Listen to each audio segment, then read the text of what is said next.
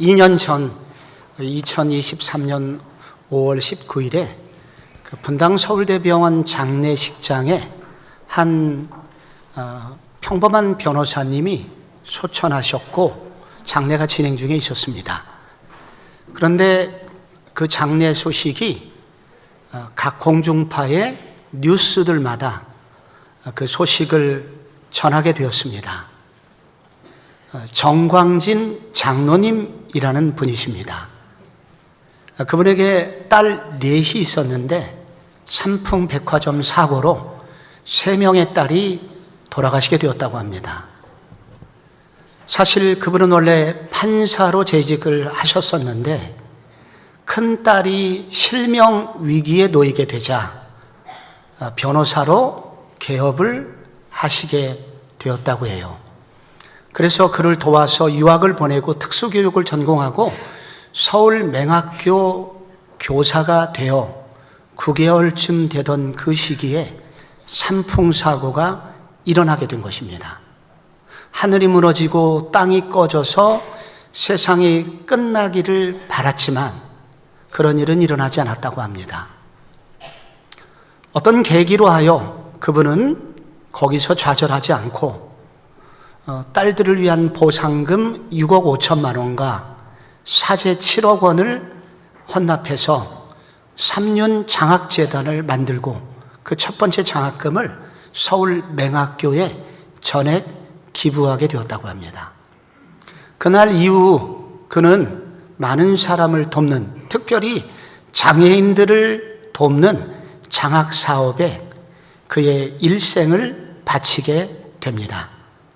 시각장애인이면서 지금 대구대학교 교수 사역을 하시는 조성재 교수는 고백하기를 7년간 미국 유학 시절에 매년 400만 원씩 이분이 돈을 보내주었는데 누군가 자기를 믿고 이렇게 돈을 보내준다는 것이 외로운 유학길에 시각장애인이었던 자기에게 그 꿈을 포기하지 않고 끝까지 걸어갈 수 있는 원동력이었다. 그런데 나만 이런 혜택을 본 것이 아니라 이분 때문에 수천 명의 사람들이 장학금을 받아놓으라고 그렇게 고백을 하셨습니다. 장애인으로 이 땅을 걸어가는 것은 물 없는 사막을 걷는 것과 같지 않겠습니까?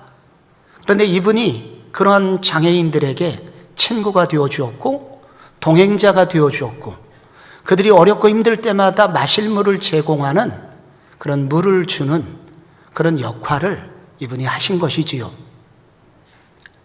오늘 우리가 빌립보서 2장의 한 구절을 읽으셨습니다.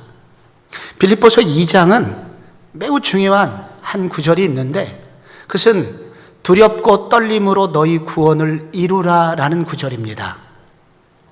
여기 구원을 우리는 이미 받았는데 받은 구원도 있지만 이루어야 될 구원이 있음을 바울은 말하고 있습니다. 구원은 출애굽의 자주 비유가 됩니다. 이스라엘 백성들이 바로의 압제로부터 애굽을 탈출한 것, 구원받음입니다. 구원받은 사건이죠. 이것을 구원의 과거형이라고 말합니다. 혹은 신학에서는 이것을 칭의의 구원이라고 말하죠. 그런데 홍해를 건너서 이제 구원받은 그들이 처음으로 맞이한 땅은 광야였습니다. 광야가 40년이나 지속이 됩니다. 이 기간을 일컬어서 이제 구원의 현재형이라고 말하고 그리고 이 기간을 일컬어서 칭의와 대비하여 성화, 거룩해지는 두 번째 구원의 과정이라고 말합니다. 이것을 일컬어서 이루는 구원이라고 말합니다. 우리가 받은 구원도 중요하지만 이루는 구원은 더 중요하다.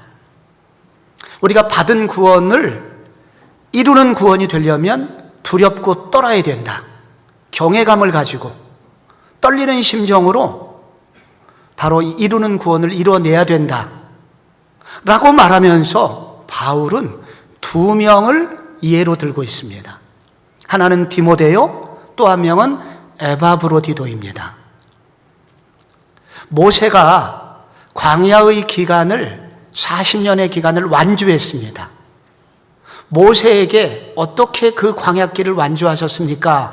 라고 물으면 이렇게 답변할 거예요. 나에게는 동역자 아론과 훌, 그리고 여호수아와 갈렙, 그리고 이드로 같은 장인어른, 이런 동역자가 있어서 완주했습니다 라고 말할 것입니다. 바울에게도 어떻게 그 성화의 구원을 이루며 고단한 선교사의 사역을 끝까지 완주하셨습니까? 라고 말할 때 바울은 적어도 빌립보서에서 두 사람을 언급하고 있는 것입니다. 그런데 디모데는 소위 교회의 부교육자, 부목사님, 목회자였고, 또 한 명 에바브로디도는 평신도였죠. 이 두 명이 바울을 끝까지 도와 바울이 광야 같은 바로 삶을 살아갈 때 도움이 되었던 분들이었다는 것입니다. 이 에바브로디도는 어떤 사람인가? 이름 뜻이 아프로디테의 사랑을 받은 자, 매우 매력적인 사람이라는 뜻을 가지고 있습니다. 이 사람이 하는 역할은 빌립보 교회 성도들의 헌금을 모아서 감옥에 있는 바울에게 영치금을 주기 위해서 이것을 배달하는 사람의 역할이었습니다. 빌립보 교회의 특사 정도였다고 할까요? 그러면 이게 돈을 전해주면 임무는 끝나는 것입니다. 한편 이것은 매우 간단한 일이기도 하지요. 그런데 이 에바브로디도에 관한 성경의 기록이 6절이나 됩니다. 여러분, 이것은 특별히 바울 서신에서 한 사람을 향하여 이렇게 긴 구절을 할애한 곳이 없습니다. 이것이 무슨 뜻이었겠습니까? 바울의 가슴에 깊이 새겨진 사람이라는 뜻입니다. 그런데 이게 성경에 기록되어 있잖아요. 즉 예수님의 가슴에, 성령님의 가슴에 깊이 기록된 사람이었다는 것입니다. 우리 모두는 광야 같은 삶을 살아가고 있습니다. 우리가 지금 성화의 구원을 이루는 과정 중에 있습니다. 하나님께서 이 기간에, 이 광야의 기간을 버티도록 하나님이 보내주신 선물이 있는데 그것이 바로 오늘 에바브로디도 같은 사람입니다. 우리는 좋은 동역자를 만나기를 기도해야 합니다. 그리고 동시에 누군가에게 좋은 동역자가 되어주기를 또한 기도해야 합니다. 우리 모두는 교회 생활하면서 이렇게 서로에게 광야 같은 이 기간을 너끈히 견딜 수 있는 바로 에바브로디도 같은 동역자가 되어야 합니다. 어떤 모습이어야 할까요? 좋은 동역자는 어떤 모습이어야 할까요? 먼저 영적 전쟁을 인식하는 사람이다, 이렇게 말할 수 있습니다. 에바브로디도를 향하여 바울은 5개의 수식어를 씁니다. 이것도 매우 이례적이에요. 25절에 보면 그러나 에바브로디도를 너에게 보내는 것이 필요한 줄로 생각하노니 그는 나의 형제요 라는 수식어가 나옵니다. 둘째, 함께 수고한 자요. 셋째, 함께 군사된 자요. 넷째, 너의 사자, 메신저요. 다섯째, 나의 쓸 것을 돕는 자라. 5개가 나오고 있습니다. 나머지는 다 이해가 가는데 함께 군사된 자요, 이것은 같은 부대를 다니고 있어야 가능한 얘기거든요. 이 바울과 에바브로디도는 어느 부대 소속일까요? 이 부대 이름이 출애굽기 12장에 나옵니다. 그 40절에 보면 이스라엘 자손이 애굽에 거주한 지 430년이라 430년이 끝나는 그날에 여호와의 군대가 다 애굽 땅에서 나왔다. 여러분, 이스라엘 백성들이 구원받아서 광야를 걷는 구원받은 하나님의 백성들, 이스라엘 백성들, 이것을 구약교회라고 합니다.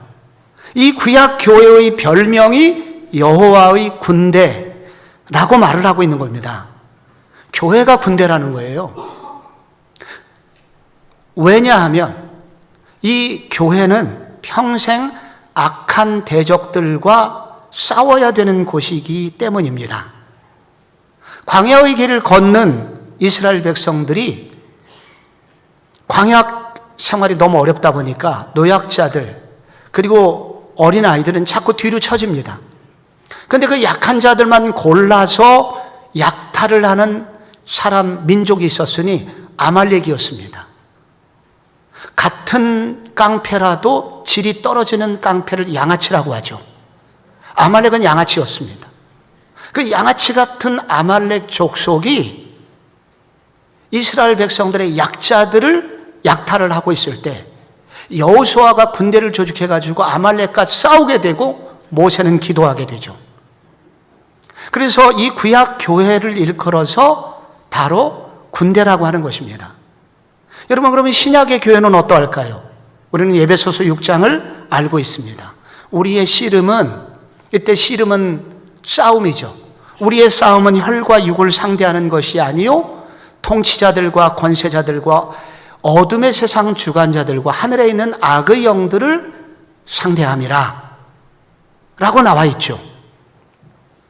여러분, 창세기가 시작될 때 하나님이 천지를 만드시고 에덴 동산을 만드시고 인간을 만드셨습니다. 즉 교회가 시작된 겁니다. 교회를 일컬어 하나님의 나라라고 하기도 합니다. 하나님의 나라가 시작이 된 것입니다. 그때 그 하나님의 나라에 뱀이 침투해 들어왔습니다. 하나님이 정말 동산 중앙에 있는 나무의 실과를 먹지 말라고 하시더냐? 이렇게 유혹을 하죠. 그래서 아담이 결국은 죄를 범하게 되고 뱀이 심판을 결국 받게 되는데, 그때 창세기 3장 15절에 보면 하나님이 이렇게 심판해요. 내가 너로 여자와 원수가 되게 하고 내 후손도 여자의 후손과 원수가 되게 하고 라고 나옵니다. 여러분, 여기 여자의 후손을 일컬어서 교회라고 합니다.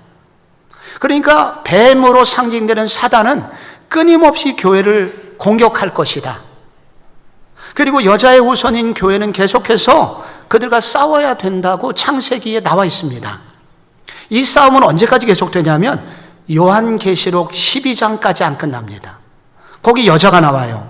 왕이 여자에게 분노하여 돌아가서 그 여자의 남은 자손, 그 여자의 남은 자손 곧 하나님의 계명을 지키며 예수의 증거를 가진 자들, 누구겠어요?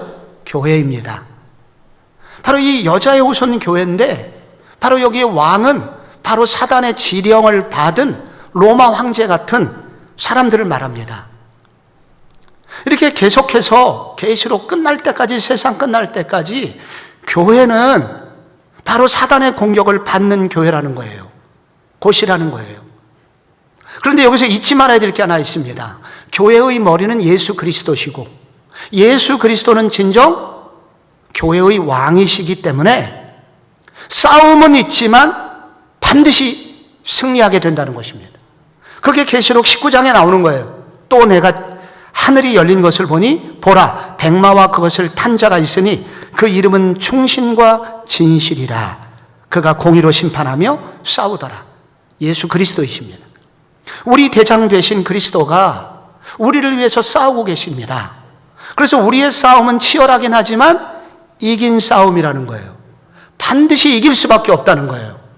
그래서 여러분, 여기 에바브로디도가 바울과 함께 이 부대원이었다는 거예요. 에바브로디도는 평신도였었지만 바로 이 영적 전쟁에 있다는 것을 알았고 바울과 함께 교회를 공격하는 세력들과 맞서 싸우고자 하는 영적인 사람이었다는 것입니다. 우리가 예수 믿는 우리들 끼리끼리 서로에게 좋은 동역자가 되어주려면 우리가 영적인 사람이어야 합니다. 즉 영적 전쟁이 있다는 것을 인식하고, 그리고 서로에게 영적 공격을 받을 수 있음을 인식하고, 그리고 영적 공격으로 고난도 있을 것을 인식하지만, 그러나 우리의 진정 대장 되신 예수 그리스도를 의지해서 이기는 싸움이라는 것을 인식하고 함께 그리스도를 의지해서 서로 기도로 싸워주기를 원하는 사람, 이 사람이 함께 군사된 자라는 겁니다. 이런 사람이 우리 서로에게 광야의 동역자가 되어줄 수 있다는 것입니다. 교회는 어떤 곳인가? 교회는 유람선인가 전투함인가? 교회를 유람선으로 알고 계신 분들이 있어요. 그분들은 교회를 늘 만나면 함께 교제하고 서로 위로하고 자주 소풍 가고 전도에 모여서 옛날에는 게 잡아먹고 그리고 서로 돈 모아가지고 여름에 소풍 가고 그렇게 생각하시는 분이 있습니다. 그래서 어려운 일이 생기면 뒤로 빠지고 아무런 싸움이나 도전을 할 생각을 않는 분들이 있지요. 교회를 유람선이라고 생각하는 분들입니다. 그런데 이렇게 교회를 유람선이라고 생각하는 사람들만 모인 교회는 결국 무너지게 됩니다. 왜냐하면 도전이 있기 때문이죠. 그런데 교회를 전투함이라고 생각하는 분들이 있어요. 도전이 있을 줄 알고 함께 군사가 되어 맞서 싸우고 함께 수고하고 함께 땀 흘리고 함께 그리스도를 위하여 끝까지 주님이 맡겨주신 사명을 이루려는 분들이 있습니다. 그런 교회는 결코 무너지지 않으며 그런 동일한 의식을 가진 사람들끼리 비로소 서로 서로에게 동역자가 되어주어 마지막 광야, 마지막 순간까지 완주할 수 있는 힘이 되어준다는 것입니다. 지난 5월에 스승의 주일 즈음에 우리 교회 어느 사랑방의 순원께서 순장님에게 편지를 보냈는데 제가 그 편지를 읽고 너무 도전이 되어서 한번 소개하고 싶어요. 간단합니다. 편지는. 이 땡땡 순장님, 늘 깨어 말씀으로 순종하시는 모습이 항상 제게 감동이 됩니다. 하나님을 만나고 영적 전쟁을 치를 때마다 순장님의 기도와 눈물이 없었다면 오늘의 저는 없었을 겁니다. 순장님의 기도 덕분에 저희 가정도 지켜지고 하나님의 역사하심을 체험할 수 있었습니다. 하나님을 만났을 때 사단이 저의 영적 뿌리를 갉아먹기 위해 교회로 가는 저의 발목을 죄의식으로 동여맬 때조차 다시 교회 갈 수 있었던 것은 순장님의 기도 덕분이었습니다.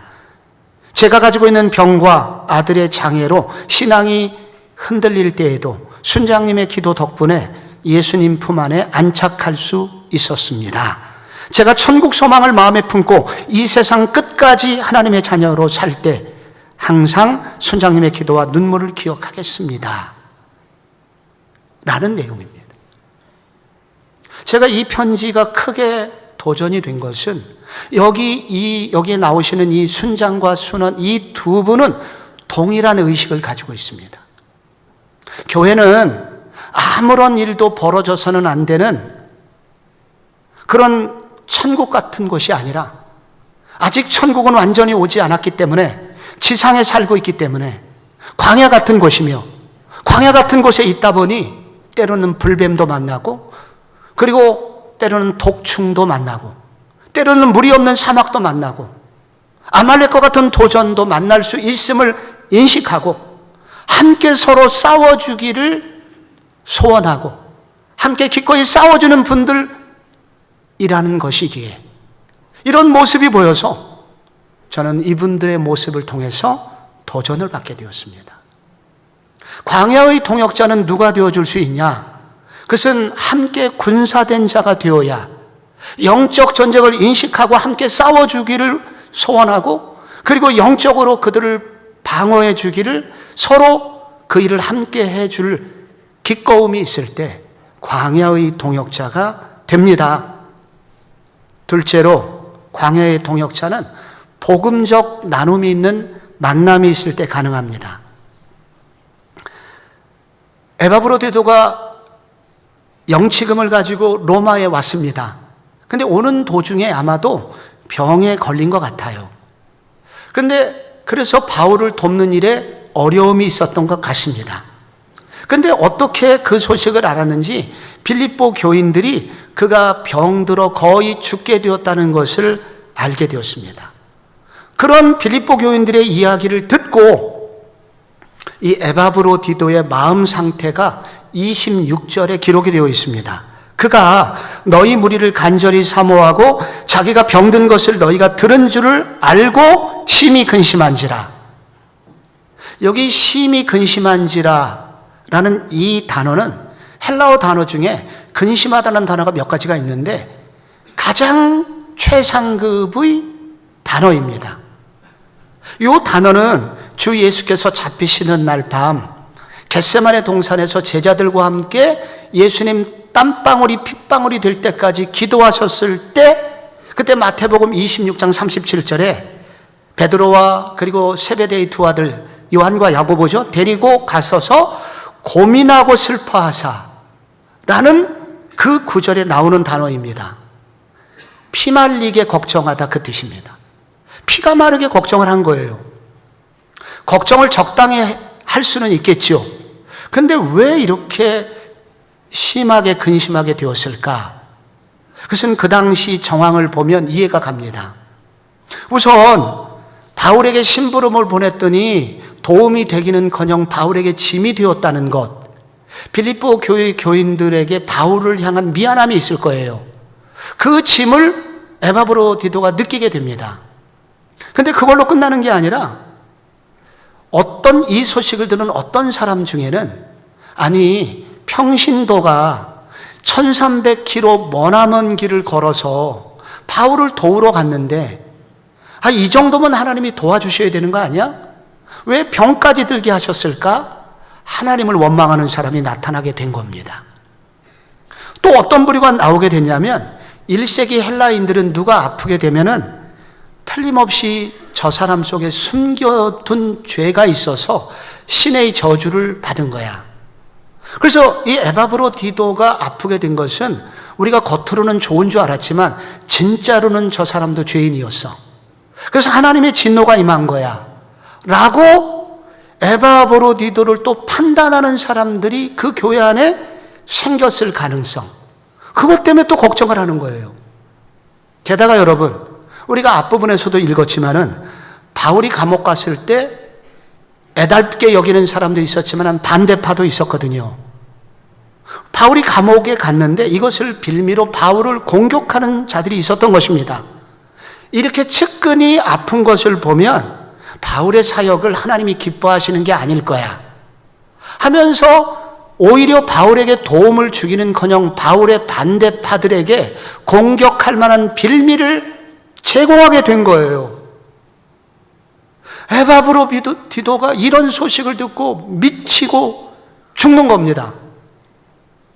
근데 여기서 핵심은 뭐냐면 바울이 에바브로디도가 이렇게 근심하고 걱정하는 이 마음을 알았다는 겁니다. 어떻게 알았을까요? 바로 깊은 나눔이 있었다는 겁니다. 서로에게 속 깊은 자신의 연약함과 부족함을 다 고백하는 나눔이 그들 가운데 있었다는 거예요. 이 문제에 대한 바울의 입장이 27절에 나오는데, 그가 병들에 죽게 되었으나 하나님이 그를 긍휼히 여기셨고 그뿐 아니라 또 나를 긍휼히 여기사 내 근심 위에 근심을 면하게 하셨느니라. 이 사람이 낫게 되었는데 낫기 전까지 바울은 근심 위에 근심, 최고의 근심을 하고 있었다는 거예요. 그래서 기도하게 되었다는 거예요. 우리가 누군가를 위해서 기도할 때 그 사람을 위해서 기도하기도 하지만 그 사람이 계속 아프면 내가 피곤하기 때문에 빨리 낫기를 원하는 마음으로 기도할 때가 있거든요. 우리 배우자가 아프면 결국 내가 밥해 먹어야 돼요. 주님 빨리 낫게 해주셔서 그래야 내가 편할 수 있습니다. 남편 제발 교회 좀 빨리 나오게 해주세요. 그래야 나 속을 안 썩입니다. 가로 열고 가로 닫고가 있거든요. 바울도 기도를 열심히 했습니다. 아니 나한테 영치금 선교원금 가져다 주려고 왔는데 이 사람이 내 옆에서 죽으면 사도의 체면은 뭐가 됩니까? 누가 이 일을 도우려고 하겠습니까? 바울은 기도하게 된 거예요. 나도 그래서 근심 위에 근심을 가지고 있었다. 너 아픈 것 때문에. 근데 지금 에바브로디도가 이 빌립보서를 지금 가지고 빌립보까지 가거든요, 다시. 그러니까 이 바울의 이 속 깊은 얘기를 에바브로디도가 다 알고 있었다는 거예요. 에바브로디도도 솔직했고 바울도 정직했고 자기의 깊은 내면을 둘이 서로 고백하는 사이였다는 것입니다.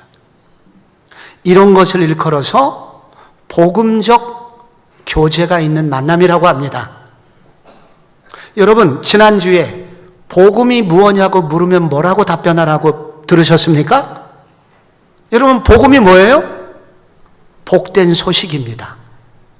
복음이 복된 소식이라는 것은 내가 구원받기 위해서 노력하거나 애써서 착한 일을 많이 해서 내가 구원받은 것이 아니라 이미 나의 죄인 속에 내가 죄를 짓고 그리고 죄 가운데 빠져 있을 때에도 이미 나를 위하여 구원받을 모든 일을 이루어 놓으신 그분의 선행으로 말미암아 그 소식이 단지 나한테 전해져서 내가 그것을 받아들여서 내가 구원받은 것을 복음이라고 합니다. 그래서 이 복음을 믿는다는 것은 나의 잘남이나 내가 좋은 일이 많이 생겼을 때만 하나님의 사랑을 받는 것이 아니라 나의 부족함과 연약할 때에도 하나님의 사랑이 계속된다는 것을 믿는 사람을 복음의 사람이라고 합니다. 복음의 반대, 원수가 율법입니다. 율법은 내가 무엇을 해야만 신의 축복을 받는다고 믿는 사람들, 믿는 것이죠. 그래서 율법적으로 신앙생활을 하면 나의 좋은 점만 말하게 됩니다. 내가 이렇게 복을 받은 것을 보면 내가 뭔가 하나님께 잘했고 하나님이 칭찬해 주신 결과야 라는 방식으로 자기의 존재를 증명하는 삶을 살게 됩니다. 반대로 어려운 일, 나쁜 일, 고난받는 사람이 있으면 절대로 얘기 안 해요. 내가 이렇게 어려운 일을 만난 것은 바로 하나님의 심판을 받았기 때문이라는 생각이 기저에 깔려있기 때문입니다. 안타까운 것은 뭐냐면 교회에서 복음적으로 신앙생활을 하는 사람보다는 율법적으로 신앙생활을 하는 사람이 너무 많다는 거예요. 교회 안에서 어려운 일을 만나면 사실 바로 그때가 가장 교회의 도움이 필요한 시기입니다. 가장 중보기도가 많이 필요한 시간이에요. 그런데 그 사실을 꽁꽁 숨깁니다. 왜? 내가 하나님께 뭔가 잘못해서 신앙생활 잘못해서 벌을 받은 것을 드러내기 싫다는 거예요. 이런 율법주의적 사고방식은 성도를 더욱 병들게 만들고 교회를 숨모시는 종교 집단으로 만들어버리게 됩니다. 그런데 복음은 그게 아닙니다. 복음은 우리의 죄인됨에도 불구하고 은혜를 주시는 것입니다. 우리의 연약함에도 불구하고 은혜를 주시는 게 복음입니다. 왜 복음을 믿는 사람들에게 고난이 생기나? 믿는 사람들에게는 고난이 찾아올 수 없나? 아닙니다. 믿는 사람들에게 고난이 와요. 에바브로디도처럼 선교사로 살려고 자원해도 이렇게 심각한 병을 걸리게 되고, 요셉 같은 순전한 사람도 인신매매 당하게 됐고, 욥처럼 순전한 사람도 자식들 죽고 재산이 다 날아가는 아픔을 만나게 되죠. 근데 고난에 대한 해석이 달라요. 율법적인 사람과 복음의 사람은. 고난은 반드시 고난 속에 하나님이 우리와 함께 계시고, 이 고난은 이것으로 끝나는 것이 아니라 고난을 통해서 나를 결국 유익하게 하시기 위하여, 이 고난을 통하여 결국 내가 누군가를 돕는 구원의 통로가 되도록 나를 준비시키는 과정이야 라고 성경이 말하는 그 사실을 믿는 사람들입니다. 이게 성경이 말하는 고난입니다. 바울과 에바브로디도는 바로 이 복음을 알고 있었고, 그래서 이 복음 안에서 둘은 함께 울었고, 그리고 그 복음 안에서 함께 예수 그리스도 앞으로 기도로 나아가게 되고, 그러다 보니 기적같이 치유도 임하게 된 것입니다.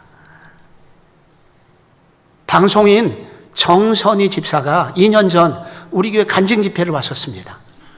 평일 목요일인데 400명 가까운 많은 분들이 오셔서 은혜를 많이 받았는데, 이 정선희 집사가 늦게 결혼을 했고 아주 인물 좋은 탤런트 누구와 결혼을 했는데, 그 남편이 그만 스스로 목숨을 끊는 일이 생겨서 수많은 댓글 공격이 정선희 집사에게 있었고, 그래서 그는 죽음 같은 세월을 보냈다고 고백을 했습니다.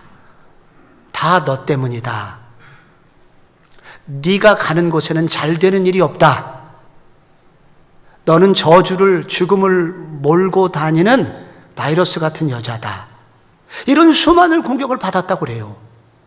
그런데 그때 한 믿음의 선배가 정선희 집사에게 다가왔다고 합니다. 근데 이분은 똑같은 사고는 아니지만 자식을 먼저 잃어버린 과거의 슬픔을 가졌던 어떤 분이셨다고 그래요. 와서 딱 한마디 해줬다고 합니다. 남편이 죽은 건 네 잘못이 아니잖아.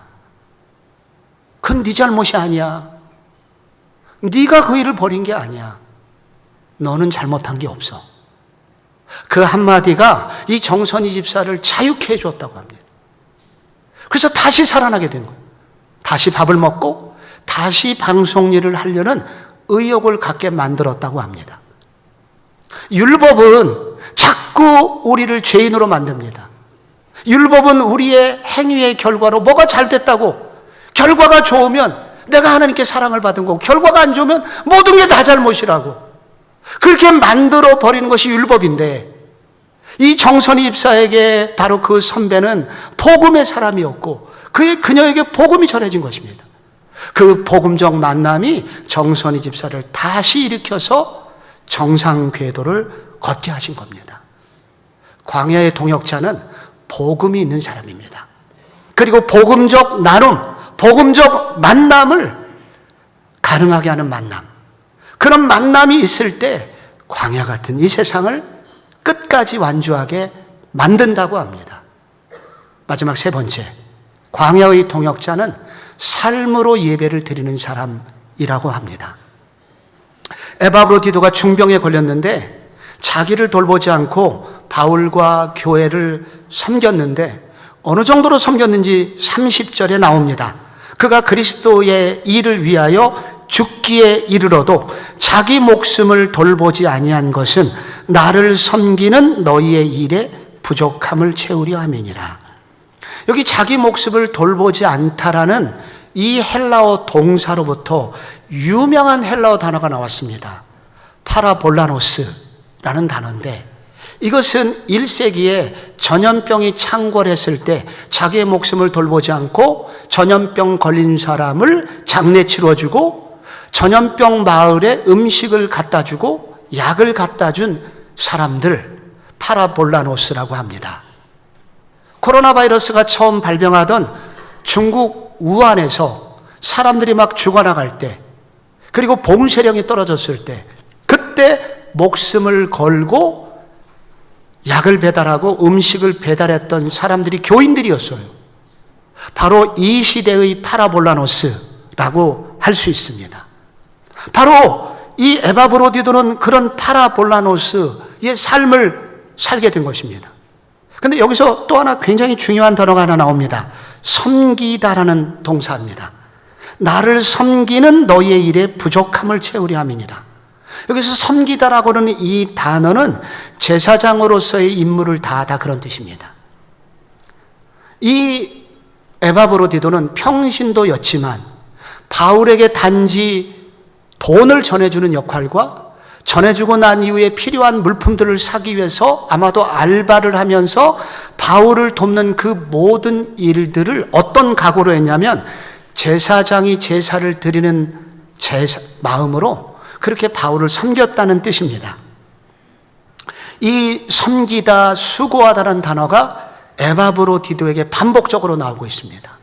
그는 그가 하고 있는 일을 제사장으로서의 사역으로 인식했다는 것입니다. 구약의 제사장들을 보면은 제사를 집례하는 제사장만 있었던 것이 아닙니다. 양들을 끌고 오는 제사장, 양들을 잡는 제사장, 그리고 피를 닦는 제사장, 마당을 청소하고 그리고 마지막 찌꺼기를 정리하는 제사장, 찬양의 제사장, 향불을 피우는 기도의 제사장, 모두가 제사장이었습니다. 그 모든 제사장들은 한 분 하나님을 예배하기 위하여 부름받은 사람들이었습니다. 지금 이 에바브로디도가 바울을 섬기면서 자기 자신을 제사장으로 인식하고 있는 겁니다.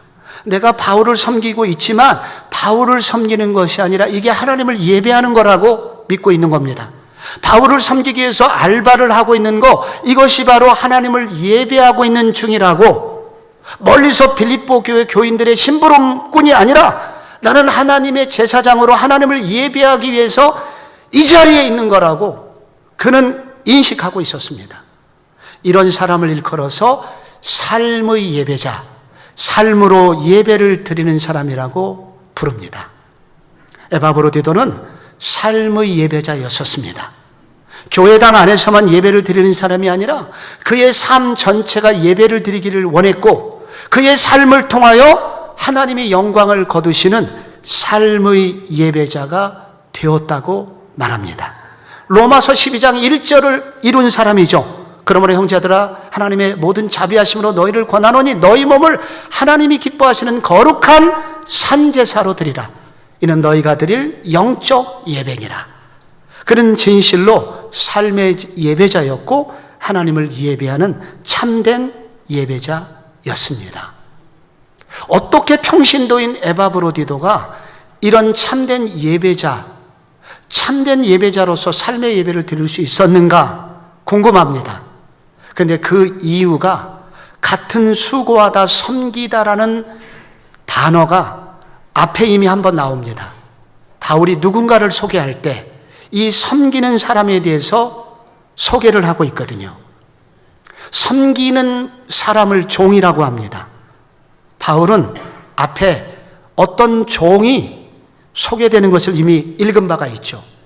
이 종은 가만히 있어도 부족함이 없는 분이셨습니다. 가장 안전한 곳에 사셨던 분입니다. 그런데 그 안전한 곳을 버리고 전염병에 걸린 우리들을 구원하기 위해서 지구상으로 내려오신 분입니다.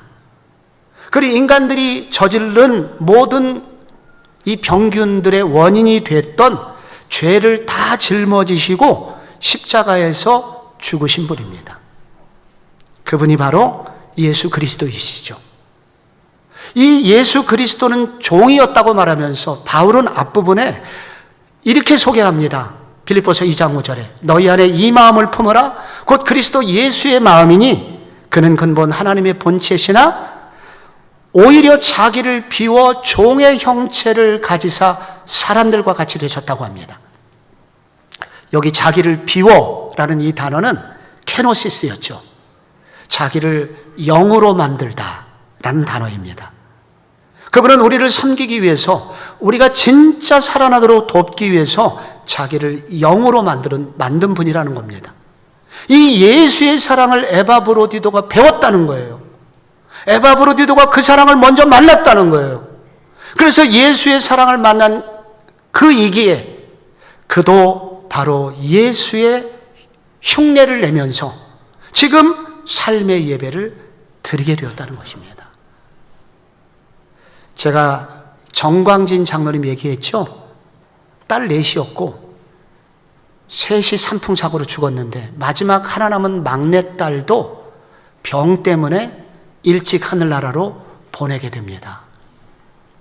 이분이 연명치료를 거부하고 이제 마지막 임종을 맞이할 때 사모님께 딱 3마디 했다고 합니다.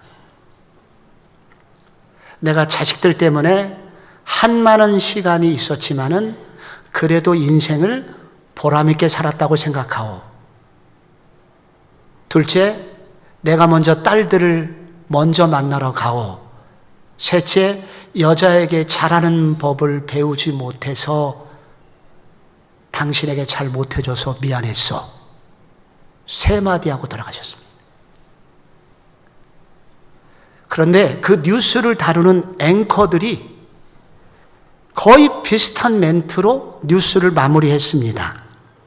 뭐라 그랬냐면, 정광진 변호사는 세 딸이 이루지 못한 꿈을 이루며 살았을 뿐 아니라 장애인들과 그 가족들, 그리고 평범한 시민들에게도 희망이라는 메시지로 환히 밝혀주시며 이 세상을 떠나셨습니다.